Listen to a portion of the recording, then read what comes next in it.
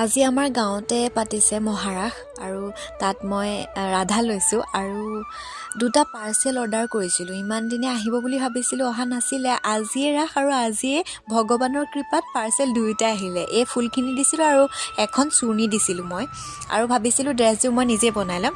সেইকাৰণে মোৰ এই হোৱাইট কালাৰৰ স্কাৰ্টটোত মই ফুলখিনি সুন্দৰকৈ লগাই ল'লোঁ। আৰু এইখন চুৰ্ণি ফটোত ভালকৈ নহাৰ কাৰণে মই ভিডিঅ' এটাত এয়া দেখুৱাইছোঁ। কেনেকুৱা লাগিছে জনাবচোন, আৰু মোৰ চেনেলটো ছাবস্ক্ৰাইব কৰি দিব প্লিজ। তাৰ লগতে ড্ৰেছযোৰ কেনেকুৱা লাগিছে জনাব এবাৰ।